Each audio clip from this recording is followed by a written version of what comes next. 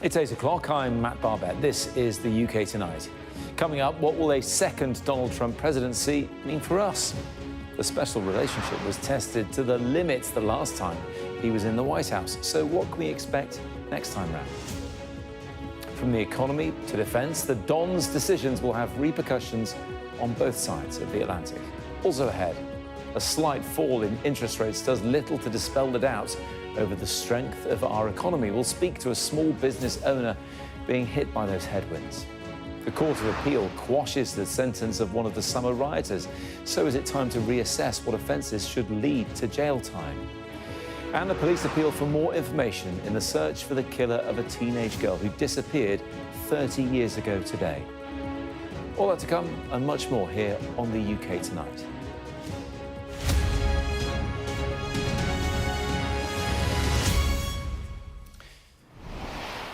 Good evening, thanks for joining us. The phrase, when America sneezes, we all catch a cold, has never been more apt as the world watches the US set off in a different direction after Donald Trump's re-election. What it means for our environment, our defence, our economy, it will be front of mind now for British politicians. Sir Keir Starmer's been with other European leaders in Hungary for a summit, wondering whether we could avoid those sniffles or maybe even catch a full-blown cold. Most world leaders have sent warm congratulations, in public at least, to the president-elect. And in the last hour, Russia's President Vladimir Putin's announced he's ready to restore relations with the United States. Joining me now to talk about this from Philadelphia is our international affairs editor, Dominic Waghorn. Dom, it's good to see you. Look, there's been lots of discussion about how this may affect the global economy, global defence, the wars between Israel and Hamas and in Ukraine as well. But let's focus, for this time at least, on what it means for us, what it means for our relationship in Britain with the US. Yeah, well, I think it's going to be difficult, this relationship between America and Britain now. The special relationship, as it's called, means a lot more to Britain than America, but it is something that is special to both countries. And it's going to be challenging because Keir Starmer is on the other end of the political spectrum to Donald Trump. And Donald Trump is an unpredictable, at times, erratic figure. And we've also had some unfortunate comments from David Lammy, the Foreign Secretary. Unfortunate in the sense that what he said in the past is not going to endear him to the president-elect. He's referred to him as a member of, or being like a member of the Ku Klux Klan and a neo-Nazi sympathiser. But we have had a lot of diplomatic groundwork laid by British diplomats. The British embassies worked very hard to engineer a meeting between Keir Starmer and Donald Trump in New York on the sidelines of the UN General Assembly. Well aware, I think, that both countries didn't get onto the right foot in the first term of office that Donald Trump had in the White House. So I think there's a lot of efforts underway, but I think it's definitely going to be challenging. And one of the key issues and one of the key, I think, sources of friction between the two countries will be what Donald Trump does with Ukraine and what his relationship is going to be with Vladimir Putin, who, as you say, has been talking about the election here in America. And what Vladimir Putin has said has been very flattering about Donald Trump. I think recognising what he said his courage was, his resilience in the wake of his assassination attempt, and also saying he felt that Donald Trump had been bullied in his first term of office and had not been able to do what he wanted to do. There's always been the suspicion, I think, that Vladimir Putin has something on Donald Trump. And that, I think, was not dispelled in the first meeting that Donald Trump has had as president with Vladimir Putin in Helsinki in Finland, where you'll remember after these allegations of Russia having interfered in the American election and Donald Trump knowing about it, he stood alongside the Russian leader and he said, I know what my spies, the American intelligence agencies, are saying, and I'm inclined to believe the Russian leader over them. And I think that suspicion has continued throughout Donald Trump's political career, and he will be watched very closely, particularly when it comes to Ukraine, which it looks like he's prepared to give Russia the benefit of the doubt in negotiations over that war. And I think that will be a cause of some friction, to say the least, between America and Britain as we see that play out in a second Trump term in power. A lot of the commentary around Donald Trump's win has been about Americans thinking about the dollar in their pocket. When we think about the pound in ours and how a post-Brexit trade deal with the US might come about, is that now more likely to happen more quickly? Yeah, I mean, and that has been, the dollar, the economy has been a key issue in the American election, and it's probably what won it for Donald Trump more than anything else. Certainly from what we've seen on the campaign trail here in Pennsylvania, which was a crucial swing state. We've had other issues that have concerned American voters, the chaos overseas, immigration, but what they said over and over again was it was affordability. It was the price of food and fuel that had made them want to vote for Donald Trump, because they saw him as somebody who did bring prosperity in his first term in office, and they will hold him to account on that. And he needs to, I think, try and restore, or certainly continue with the Biden administration's economic success, as the administration officials would see it. And I think key to that will be how he deals with other countries and what kind of trade deals he does with them. And Donald Trump is very transactional. He doesn't believe that that trade deals can benefit both sides. He believes that if one wins, the other loses. And so it's hard to see how he does a deal with Britain, any kind of post-Brexit trade deal, that he regards as benefiting both sides. He will be a hard person to bargain with, and that's going to be another, I think, key challenge for the Starmer government as they come to terms with what's happened here in the American election. Dominic Waghorn in Philadelphia, thanks very much indeed. So just how well will Donald Trump's return to the White House be received here, especially by the American expat population that now calls the UK home? Joining me to talk about this is Dr. Michael Hopkins, a reader in American foreign policy at the University of Liverpool, and also Brooke Mallory, an American living in Scotland. It's good to see you both. Brooke, did you manage to vote living in Scotland in the US presidential election? Yes, I did. I've been able to vote in the past 2 elections, as I've been here about 4.5 years. So we got my voting from abroad about probably 4 weeks ago, and I had already sent it in, and I did not vote for Trump. So you voted for Kamala Harris. I mean, there were others on there, but it's pretty much one or the other for the most part. So how do you feel now? To say I'm disappointed is probably an understatement. When this happened in 2016 and I was still living in the States, I remember crying for a few days, and now it's just unbelievable. Even speaking with my husband, who's Scottish, he says surely he can't win again. Surely he can't win. He's convicted felon, et cetera. And with the polls being as close as they were on Monday, I just kept thinking, oh no, it's 2016 all over again. And I know I'm not alone in that. There's a bunch of American women that live up here in the UK total, and we're all very sad. I mean, I have friends back in the States that are asking me if there's a way they can immigrate over here, just because of all the rights that might be taken away, not only for women, but LGBTQ plus people, anyone that, is a marginalized person, a minority, anything like that. It's just very, very scary. In fact, seeing some of the Congress people, the Republican ones, that are saying, oh yeah, well, we are implementing, 2025, that rule book they said, it's just really disgusting, to be honest. Michael, the thing is, as Brooke said there, it isn't 2016 all over again, because this time round, people knew what they were going to get in Donald Trump. This is a re-election. I mean, only the second ever president to be re-elected, having been out of office for a term in the meantime. So why do you think that is? A lot of the commentary suggests it's simply down to the money in people's pockets in the US. Yes, I think that's true. I think there are 2 major issues. You look at the exit poll, and those who voted identified the money in their pocket and immigration. And he presented policies that most appeal to the majority of the population on those 2 issues. And Kamala Harris wasn't able to separate herself from an administration where there'd been inflation, where the price of food, rent, etc. had gone up, where they felt that the immigration across the border was not under control. And so they voted for the candidate they thought would most provide that. And they ignored a lot of the other features about his personality and what he said and so on, and voted for those issues. And clearly, it's focusing on making America great again. He said in his victory speech, this is the start of a new golden era, that obviously he's more interested in what happens with Americans in America. So, Michael, what does that mean for the rest of us everywhere else when we're looking to the leader of the free world and what they do next?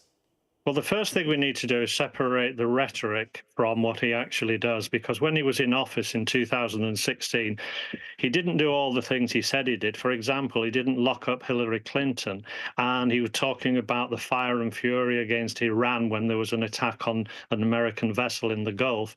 And he did respond, but it was a rather more measured response. So do you think then, Michael, just to finish off with you, that he's going to be more pragmatic this time around, more measured than perhaps people are considering? I mean, this is not to mention, by the way, American domestic policy, Brooke, which I know obviously you're concerned about. We're looking at this from more of a foreign perspective. But, Michael, just on that point, do you think he's going to be more measured? I think he's an impulsive individual. He doesn't have a very good concentration span. He reacts very poorly to things that are seen as slights against himself. So you can never quite predict these things. But he is more pragmatic than people often realize because they listen to the rhetoric. I think it's very difficult to say exactly what he'll do in a lot of issues. I think he will talk about tariffs, and if people are willing to lower their tariffs, he might be less inclined to have very high tariffs. But I'm expecting protectionism, as you said at the top of the hour, talking about the way he has a zero-sum view about trade. If someone you've got a trade deficit with someone, that's a bad thing. So you put up tariffs to try and balance the trade back, and he'll be trying to do that in some way or another. But exactly how, I think, is a little early. The art of the deal is the phrase that comes to mind when you think about Donald Trump, even though he didn't invent that particular phrase. No, and he has been bankrupt many times as well. It's worth reminding people. Before I come back to you, Brooke, just final question to you, Michael. I mean, I know you focus on the Cold War, post-Second World War, a lot in your writing, a lot in your expertise. Do you think we're now in another one? I don't. I think there's a confusion about a Cold War. It's great power rivalry, but with the Cold War, there was much more ideological, and there was a war going on within countries. So I think there's real tension. And we can't underestimate it with Russia and with China and North Korea and Iran. And we need to be very, very worried. We're in a much more dangerous geopolitical position now than we have been for maybe 40 years. So we need to take it seriously. But I wouldn't call it a Cold War. Brooke, let me come back to you. Look, of course, you voted in the US election, but this is your home now. I think you said you're married to a Scotsman. Plenty of people, certainly in Scotland, would say you're winning at life right now, having done that. But in terms of how it affects you over here, your family, the people you live among, what do you think it's going to be like in terms of Britain's special relationship with America going forward? I'm not sure. It does make me a little uneasy because I've seen a bunch of protests in Glasgow this past summer against anti-immigration. I've had people say those things to me, and I'm an immigrant, but they don't consider me that because I'm white. So that scares me. And also just the rhetoric that, like, if the president of the United States can be this bad of a person, if you don't mind me saying, then why can't, what does that mean to have similar people and hearing right-wing rhetoric in our political, parliament? Sometimes I would be very sad if it went that way. I mean, I definitely am not ever going to move back to the States. I love it here in the UK. Just the freedoms and the rights that I actually have, like including, healthcare and things like that. And that my taxes that I pay actually go to services that help me and other people. I wouldn't trade it for the world. It's just very disheartening. It makes me, I'm going back to visit for Thanksgiving, and I don't even know what to say to some of my friends. I mean, even, Tuesday night at 2-3 o'clock in the morning, I was messaging friends back in Arizona, where I'm from. And they were just, it was mostly all, my girlfriends and my sisters and stuff. And they were just all very, very sad, Look, and, when you go back, Brooke, I mean, you're going to find, obviously, the majority wanted this to happen. I mean, Joe Biden himself said this evening, that is democracy, and we have to listen to the will of the people and have a peaceful transition. Just to finish off very quickly, final question. Of course, it's been the year of elections. We've had here in France and India and elsewhere as well. But next time, Brooke, if you're staying, do you think you're going to stop voting in the US one and start voting in the British general election? Yeah, once I become a citizen, I definitely will. Okay. I want to exercise my vote in both of the countries, as I don't imagine to renounce my citizenship just for that reason, partly alone. I mean, I might not Okay. live there, but that doesn't mean I want bad things to happen to the people that live there. Appreciated. Brooke, Michael, thank you both very much indeed for joining us Thank here on the you. UK Tonight. Thank you. Next, as expected, the Bank of England dropped the base rate of interest today to 4.75%, but at the same time warned to expect higher inflation over the next 12 months.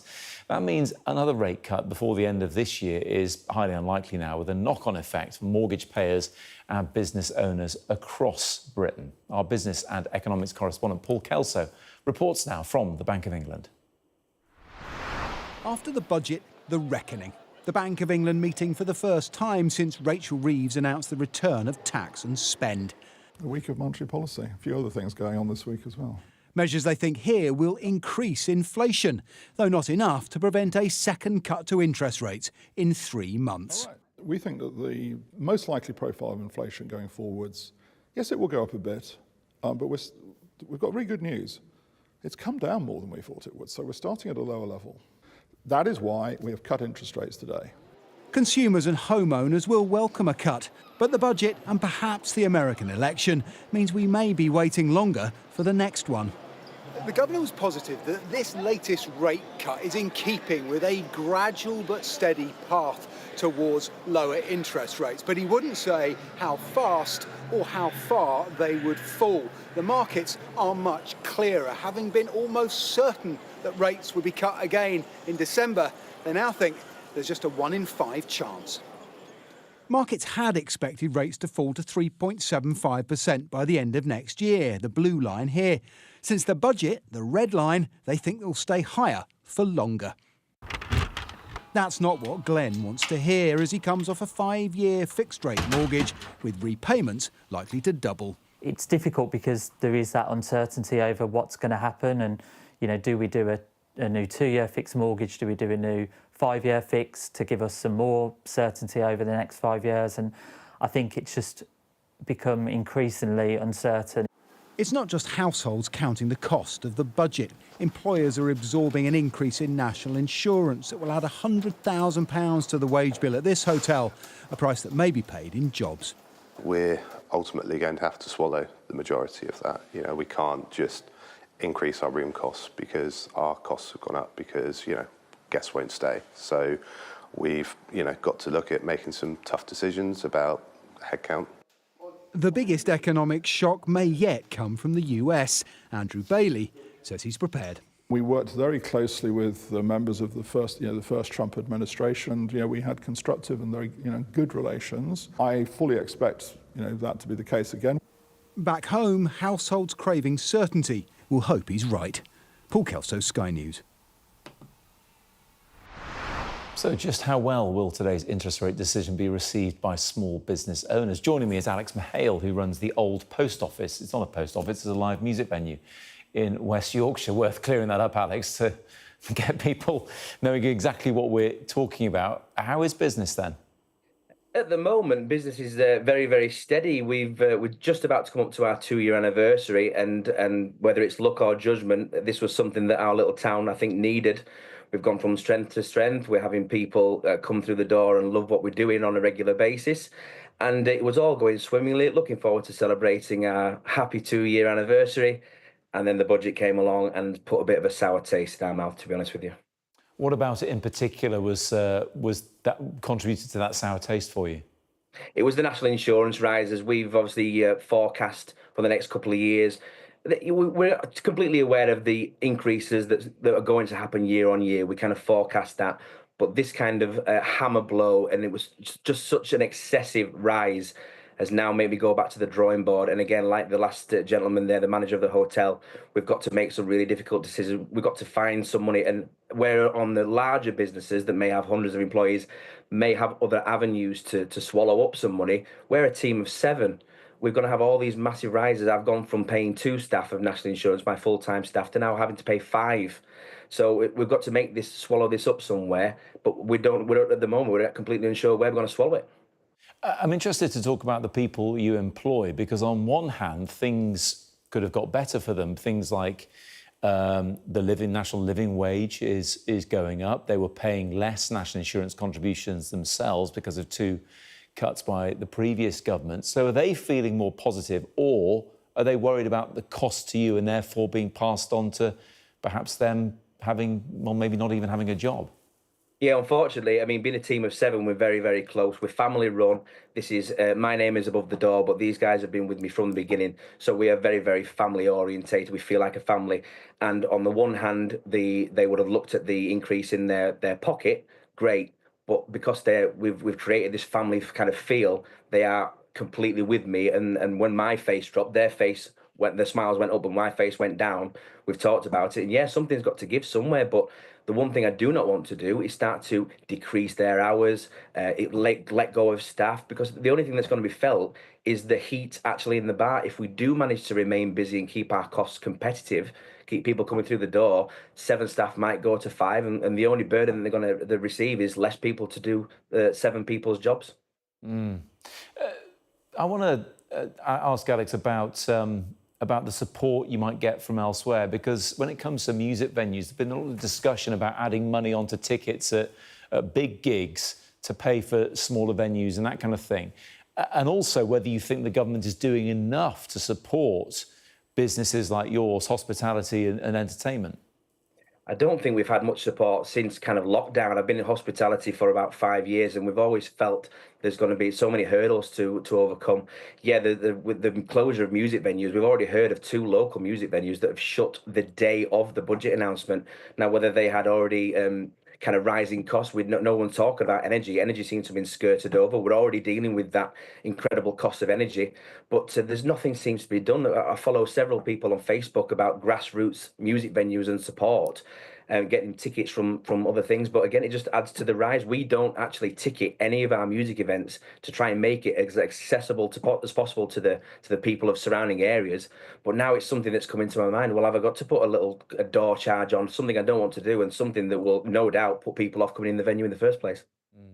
Look, Alex, I know people will be wondering if you voted for Labour and now have buyer's remorse. I know you didn't vote at all in the election, so this is not a question about taking sides.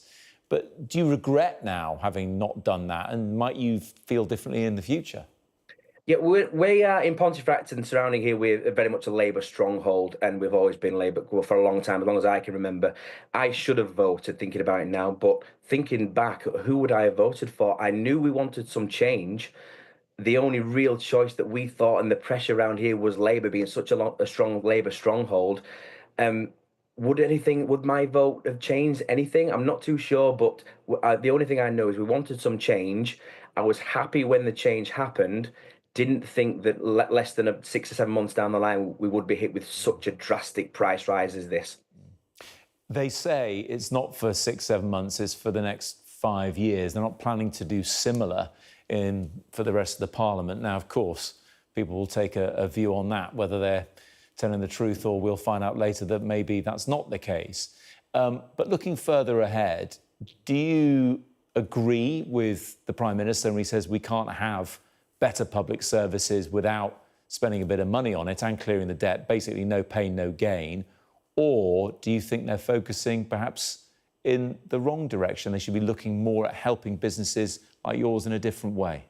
Yeah, I think I completely agree with you. We need some help, especially in the public sectors, and the NHS is a fantastic thing. We need to support that fully. But what I don't agree with Rachel Reeves, the famous phrase, more pounds in people's pockets. Well, whose pockets? Pontefract is made up of many, many independent businesses. And if you have put more pounds in people's pockets, but nowhere to spend it because the pubs and the clubs and the live music venues and the independent clothes shops that are in Pontefract are closing down, what good is this going to do for the economy? You're wanting the economy to grow, but you are the 5 million people in this country that are business owners. They're the ones that and we're making up just over 60% of this £40 billion deficit. Why is it just the 5 million people of us? And I completely understand she didn't want to tar everybody with the same brush and make it everybody's responsibility. But I feel a bit more targeted now because it's myself and the 5 million business owners that are paying the majority of this debt. And if you lose the local businesses in town centres, we are a very small town centre, 30, 40,000 people here. If you lose all the bars, which make up the majority of our economy at the moment, let's be right, then what are these pounds in pockets going to do? You're not going to be able to spend them anywhere in your local town centres, and that will be a travesty. Alex, I really appreciate your time talking about you from the point of view of being a small business owner. We haven't even talked about what it means as a consumer with the rent and the mortgage and the bills and everything else that we all have to pay, but certainly appreciate your time and good luck, of course, with the old post office in Pontefract. Thank you. Thanks for having me. We're going to bring you some breaking news now. It relates to the death of One Direction star Liam Payne in Buenos Aires. The Argentinian public prosecutor there has confirmed they've arrested 3 people in relation to Liam Payne's death. He was, of course, killed after falling from a hotel balcony in the Argentinian capital last month. 3 people have been charged with abandonment of a person followed by death and the supply of narcotics. We'll, of course, bring you more details on that as we get them here on Sky News. But still to come on the UK tonight, a fresh appeal for information about an unsolved murder of a 13-year-old girl exactly 30 years after she disappeared.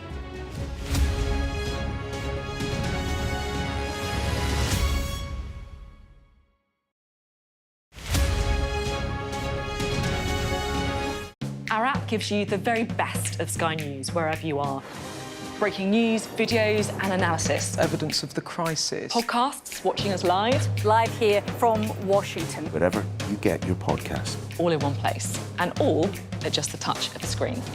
The Sky News app. Get the full story first.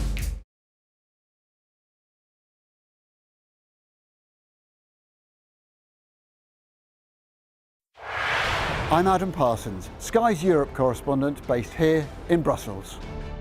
I've witnessed migration across Europe close up. I'm James Matthews and I'm Sky's US correspondent based here in Washington, D.C. Mr. Musk, has your ignorance and ego cost Ukrainian lives? Free, wherever you get your news. I'm Ivor Bennett, Sky's Moscow correspondent. Why do you support Vladimir Putin, Mr. Seagal? I'm Conor Gillis, Sky's Scotland correspondent. Sky News, the full story first. Welcome to the world. Our new podcast, starting now. It's very exciting. Every week, we'll be reporting from the world's trouble spots. We get to hold those in positions of power accountable, and we get to ask the questions that the audience, the listeners, want to know about. And that's why it is so important that people tune in, come along for the road, come along for the journey. It'll be fun.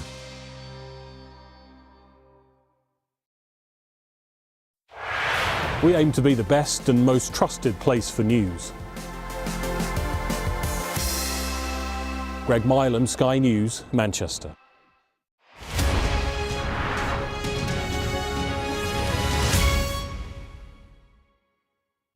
We arrive. A secret hospital hidden in the Myanmar jungle, treating the victims of this bloody war. This is Myanmar today. Its military rulers don't want the world to see, but we have. I fight for my own future. I fight for my generation's future. This is an actual crime. They don't care for death. Myanmar army is only a couple of kilometers away. So this is a major humanitarian disaster.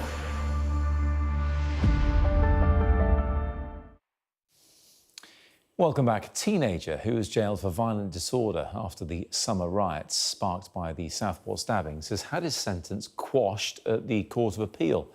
Dylan Willis was originally jailed for 14 months after the then 18-year-old smashed a restaurant window during disorder in Middlesbrough. The court decided he should have been placed in a young offenders institution instead and also suspended the sentence for 2 years, meaning he will now be released from prison. To discuss this now, I'm joined by James Oliveira Agnew, the Secretary of the Criminal Bar Association. James, it's good to see you. What do you think about the Court of Appeal's decision? Thank you very much for having me on, Matt. I appreciate it. I think it's a good example of the justice system working properly. I think it's a good example of how these cases were looked at by the courts. We've seen obviously 4 appeals dealt with today. We've had one gentleman, Mr. Willis, has had that sentence quashed, as it were, and replaced with the suspended sentence order in the Young Offenders Institute. You've had another young man whose sentence has been replaced from 14 months prison to 14 months in a Young Offenders Institute. And obviously 2 appeals of gentlemen were not allowed today, and so their sentences remain. So I think this is an example of the Court of Appeal stepping up, looking at these as they should do, and making obviously detailed decisions on these matters and deciding, particularly for Mr. Willis, that this was a case that could be dealt with by way of a suspended sentence order. So I think this is an example really of the system working as it should.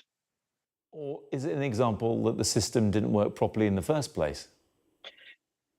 I don't think that's the case. I think that there's always going to be matters that are looked at by the Court of Appeal. We've obviously dealt with a lot of these cases in a very short period of time, but we do see matters go before the Court of Appeal. We do see sentences being changed. And in this case, obviously, they've dealt with a lot of them. This was one of those out of a great number that the Court of Appeal looked at and said there was an alternative. That's what should have been done. And they've put that in place. But I don't think necessarily it was that the original court didn't do what they should do. It's just the Court of Appeal felt that in this case, there was an alternative that was the better option. And that unfortunately does happen. We've seen high profile cases where people have been sent to prison and then released on appeal. And I think this is just one of those matters, really. You think it's in the same bracket as that? Because people may assume that the courts during the riots, for good reason perhaps, to stop this thing, perpetuating as it seemed to at the time, were being heavy-handed. I mean, a lot of people would agree with that, for that matter. A lot of people would think, well, they should serve their sentence because it was getting out of hand in cities across the country. No, I think it's a fair point. And I think that these types of offences will, as a general rule, carry custodial prison terms. Part of that is to stop the riots as they're happening. Part of that is to stop people down the line thinking, oh, this is something that we should be involved in.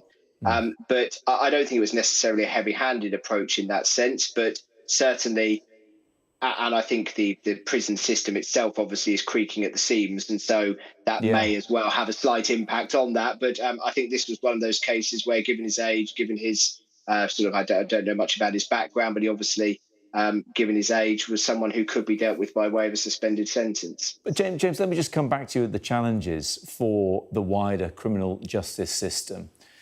People may look at this and say, OK, their sentence was quashed. Prisoners are being released after doing 40% of their terms and not 50%. And they'll wonder where the deterrent lies these days. Are we being too soft now because we simply haven't got room to put people in prison? I think that there's certainly 2 elements to custodial sentences. One is public protection. We have to make sure that those who are a danger to the public aren't let out.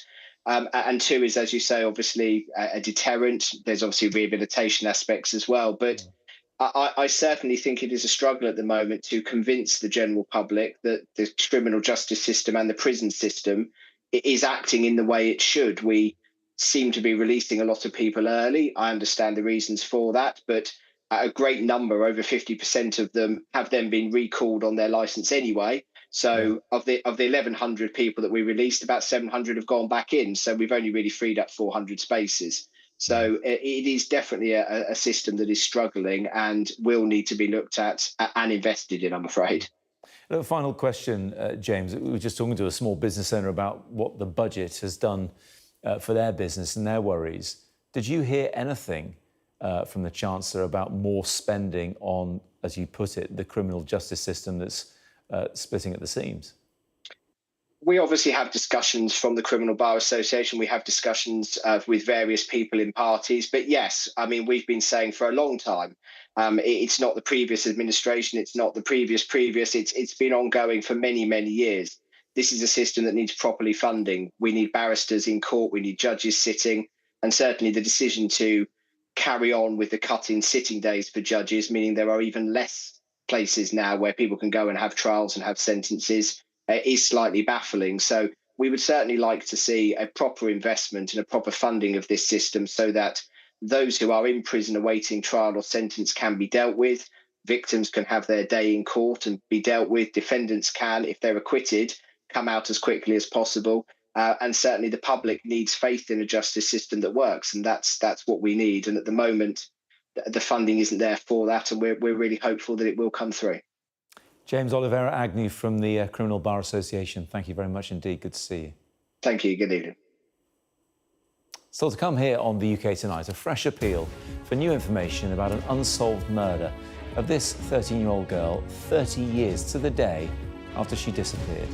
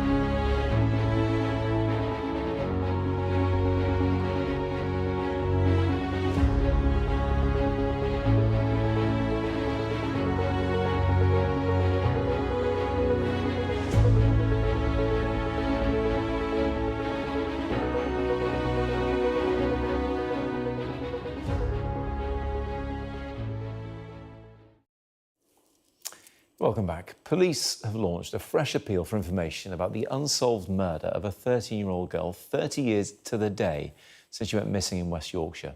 Lindsay Rhymer went out to just buy a box of cornflakes one evening, but never returned to her home in Hebden Bridge. And now her sisters, one of whom was only one at the time, so they owe it to her to continue searching for answers. They've been speaking to our chief North of England correspondent, Greg Milam. It is late on a Monday evening 30 years ago, and Lindsay Rhymer is buying a box of cornflakes. But after the 13-year-old left the shop that night, she disappeared. It was in April the following year that her body was found in a canal not far from her home. It had been weighted down, and it appeared she'd been strangled. Her killer has never been found, and on the anniversary of her murder, her sisters have made a new appeal for information. Juliet was just one at the time. It's a bit of a horror film that we have to do this, to get awareness of the fact that I had a sister that I never knew who was murdered. I just can't wrap my head around that. Yeah, it's had a massive impact on me. I think more so as I've learned more about who she was and her interest in things. It's incredibly emotional. It opens everything up. It reflects back on 30 years ago and everything that we lived through then. And just the horror of a loved family member, a child, being murdered is a really bizarre situation. You know, you live your life, a normal life around that, and then we're opening it up again, you know, to bring murder and death back into our family. Lindsay didn't deserve this, and we owe it to her as her family to keep doing this. Over the years, police have spoken to more than 5,000 people and examined 1,200 vehicles. 2 men were arrested and later released. A new sighting of Lindsay that night has been confirmed. The police have made a direct appeal to whoever was involved in her death. Has this been on your conscience for 30 years? It's perfectly possible there's more than one person involved here. It's perfectly possible there's a vehicle involved here. Maybe you didn't murder Lindsay, but maybe you know exactly who did, because you were there, and that sat on your conscience for 30 years. Now's the time to come and talk to us. Now's the time to draw a line under this and bring that closure to Lindsay's family. Until now, police have ruled out any links to other murders, but on this anniversary, they believe there is still information out there. Information that for Lindsay's sisters could finally bring answers. Greg Milam, Sky News, Hebden Bridge. Well, in Greg's report there, we heard from the senior investigating officer in the case, Detective Chief Inspector James Entwistle of West Yorkshire Police. And earlier on, I spoke to him and started by asking how difficult it's been to reopen a case like this. Investigating anything 30 years later is immensely difficult. The good thing about this is it's never stopped being investigated. So from 30 years ago today, when Lindsay went missing, the investigation has never stopped. We've continued going. We've spoken to thousands of people, searched immense amounts of area. We've created tens of thousands of documents. And so for myself, coming in as a new SIO and a new team, it's still the same relentless pursuit for the truth. And as that's been going on the whole time, I mean, for the wider world, we may not be thinking about Lindsay during the past 30 years, but in Hebden Bridge, where you are now, has that always been sort of in people's minds ever since she was killed? I think that's exactly right. This is a small town, it's a genuine community, and people think about this a great deal. It's a safe place, it is a safe place, and yet they've always had this in the history, and that's why it's so important for not just people from Hebden Bridge to remember what's happened and to think about what's happened and for it to be present and current for them, but for everyone else wider across the country to be aware of it. There must have been massive developments in policing capability over the past 30 years. How do you then look back at the evidence that was gathered at the time? And we've seen, obviously, the CCTV of Lindsay going out that night to go to the spa to buy some cereal. But is there anything you can use now retrospectively that you couldn't have done then to try and find out what happened? I think it's really difficult to look back at 30 years ago and be able to take anything now. The advancements in telecommunications, the prevalence in CCTV means that were this to happen today, we'd be in a far better position to gather that evidence, to understand the movements of everybody that might have been present. But it's really difficult for us to go back and to do that now. What I would say is that science never stops, science keeps moving on. And I really feel like there could be a development around the science that is going to take us into a really positive position with this inquiry. Look, James, in that whole time, people will, of course, it's natural to be fearful that there is someone out there who knows what happened and was responsible for what happened. What do you say to people who say, well, maybe they've done it again, or maybe they're in prison having killed someone else already, or, you know, someone knows something and they're hiding them? How do you allay people's fears about this person who killed Lindsay, who is still clearly, not as far as we know anyway, clearly hasn't been brought to justice? I think it's a really natural fear to have. I'm sure I would feel exactly the same. What I would say is we haven't anything to suggest that something similar has happened and the same person has struck again, but of course I couldn't ever rule anything out. What I would say is that because this has been such a relentless pursuit for the truth, that we've done everything we can to stop this happening again. And you're absolutely right in what you say. Someone out there does know what happened. At least one person knows what happened. Probably more than one person knows what happened. And now's the time for them to come forward and to give us, to give me and to give my team that point, that scrap of information that we need to start putting this together to bring this to an end. You know, James, what really hits home is seeing that CCTV again.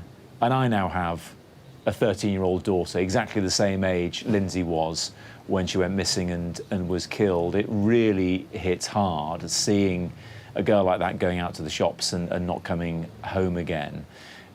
It begs the question, how optimistic are you that you will get what you need to find who is responsible and put people's fears at rest? I think you're right. It's really poignant CCTV, and when I see that, I can imagine exactly this happening. Optimism, I'll always be optimistic. Relentless enthusiasm is what I'm about in relation to this, and that's why we're here today, to keep going and to show everyone that this is not stopping. We will not forget. We will not stop investigating. This is a relentless pursuit for the truth. Just to finish off, what kind of response has there been today, given that it is exactly 30 years since Lindsay went missing? It's been a really, really good response from the people of Hebden Bridge and wider. So we're here in the middle of Hebden Bridge now. We'll continue to be here till later in the night, speaking to people as they come past, the residents of Hebden Bridge. But it's not just about them. It's also about people wider, people who used to live here, people who've moved away. We've had a great response, both through 101, through Crime Stoppers, through the major incident portal that we have set up, through the phone number, the direct phone that we have set up. We've had text messages, we've had voicemails, we've had calls in. We're getting a really good response, and I just really encourage anyone with any sort of information about this, don't assume that we already have it. Don't assume that we already know about it. I'd rather have something twice than not at all, please, because now's the time to end this.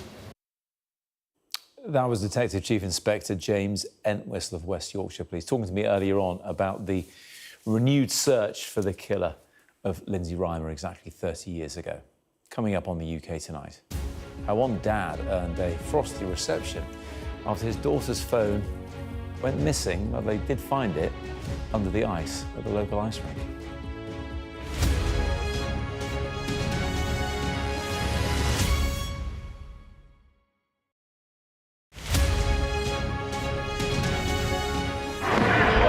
Paris reverberated to the sights, sounds and smells of conflict. There's a focal point to all this anger, and that is Emmanuel Macron. I'm Adam Parsons, Sky's Europe correspondent based here in Brussels. There are dozens of people desperately clambering to get onto that boat. It is a chaotic scene, but it's being watched by dozens of French police officers on the beach. I've reported on migration across Europe, close up on the ground, understanding that sense of desperation and meeting the criminal gangs behind it. This old fishing boat set off from the Libyan port of Tobruk. There were 606 people who were on board. So we've been distributing life jackets to all the people on board this boat, and now the first person is coming on board. This is the ugly side of Italian football. In Italy, everything is really organized.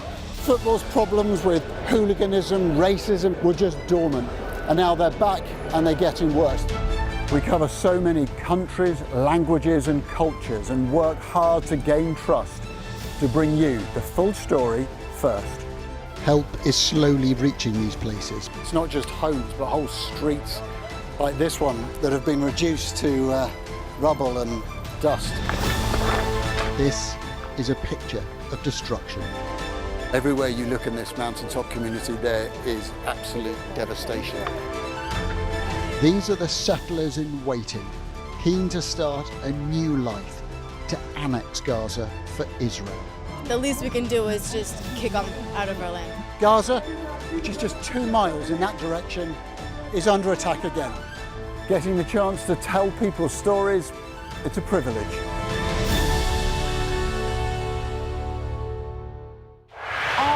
Gives you the very best of Sky News wherever you are. Breaking news, videos, analysis up at 6%. Podcasts, watching us live. Joins us live. All in one place. and all at just the touch of a screen. The Sky News app. Get the full story first.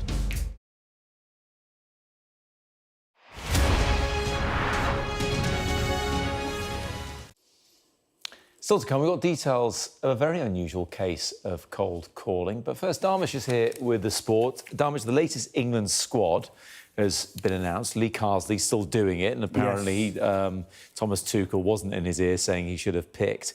But he's giving some potential debuts to some players, not least Curtis Jones from Liverpool, who I think was in the last squad but had to skip it because of the birth of his child. Yeah, well, it's actually third time lucky for Curtis Jones. He was actually in the provisional squad for the Euros. Didn't get into the full squad for Gareth Southgate. And as you mentioned, he was in the last squad, had to withdraw from that because of the birth of his daughter. But Lee Carsley knows him really, really well. They were together, of course, with the England under-21s. And aside of Curtis Jones, there are other two debutants potentially. Newcastle United's Lewis Hall. There's been a problem position at left-back throughout the past few months because of injury with some of the England players. And Southampton's Taylor Harwood-Bellis as well, which is quite a surprising call-up as well. This is a squad ahead of two quite crucial Nation League games against Greece and the Republic of Ireland. But that's for when the international break comes along. There's still plenty of football going on tonight, not least in Europe. This Sky News Sports Bulletin is brought to you by Vitality. Getting more people more active. Live life with Vitality. Amorim then.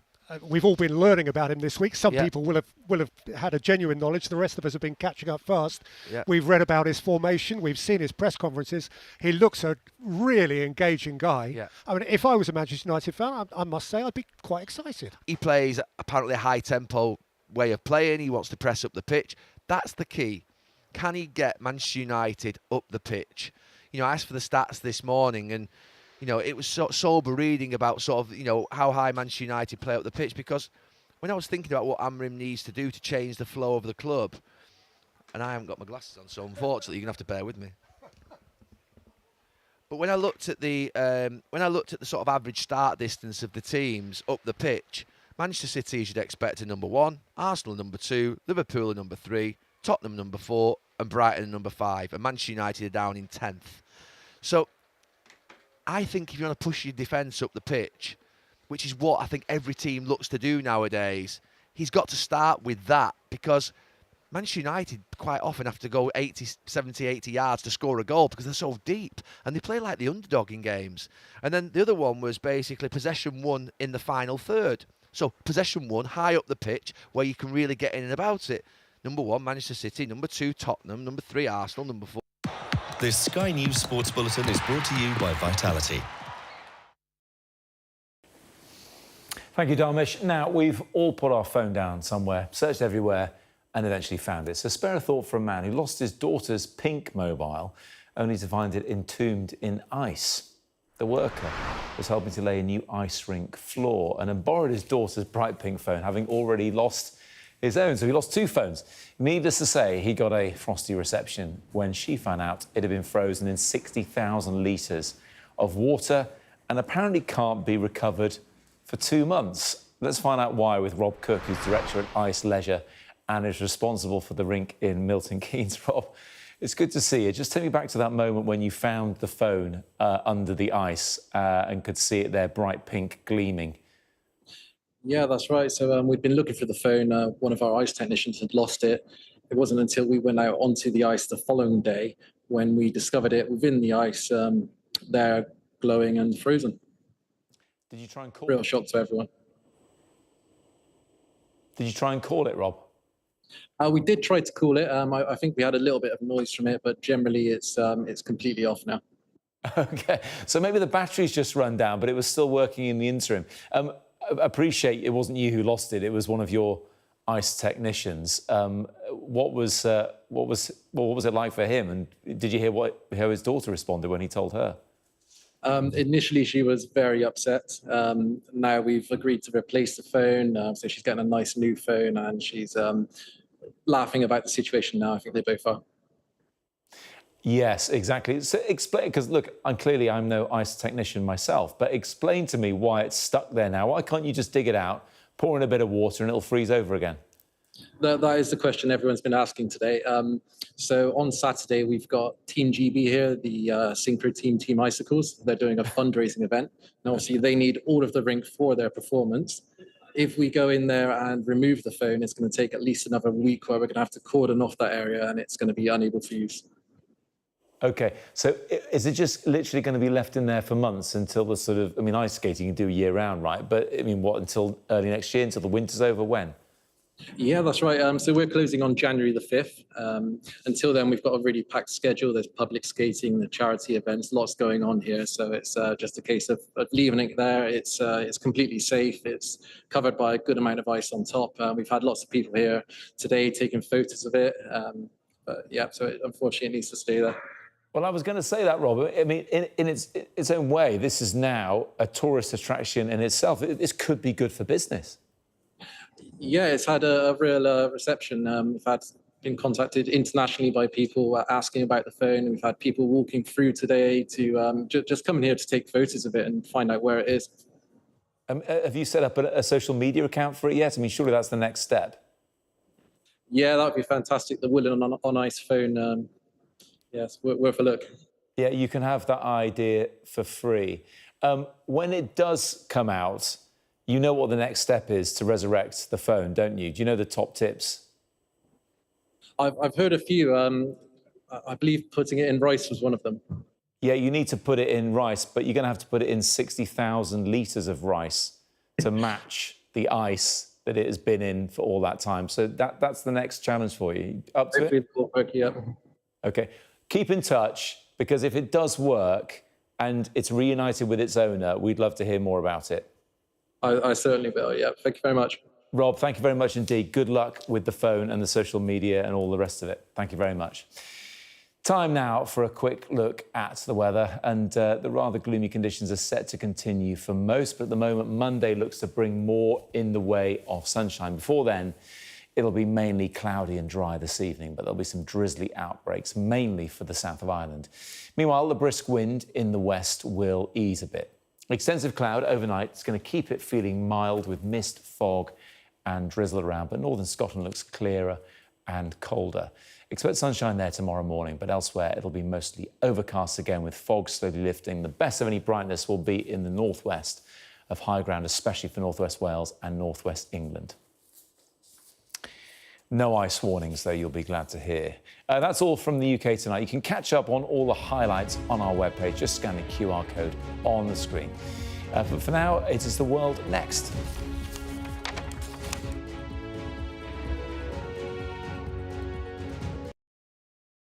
We arrive. A secret hospital hidden in the Myanmar jungle, treating the victims of this bloody war. This is Myanmar today. Its military rulers don't want the world to see, but we have. I fight for my own future. I fight for my generation's future. This is an actual crime. They don't care for that. Myanmar army is only a couple of kilometers away. So this is a major humanitarian disaster.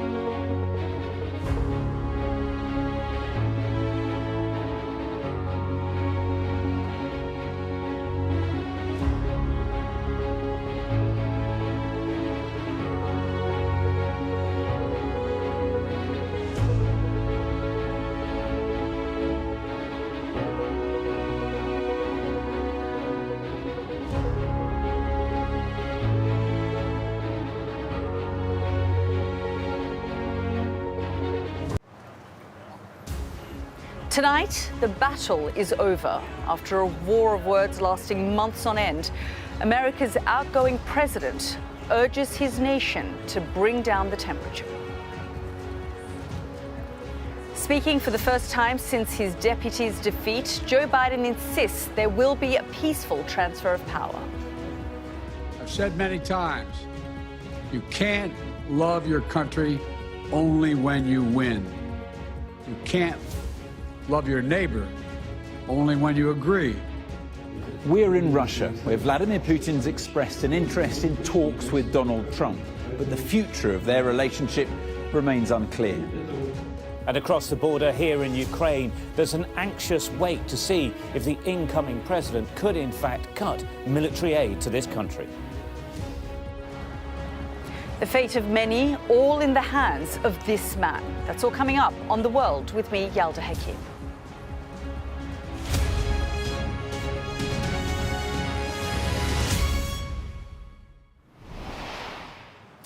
Good evening from Washington and this special program with me, Yalda Hakim. We'll have the latest on the US election in a moment. But first, I just want to bring you up to date on the death of former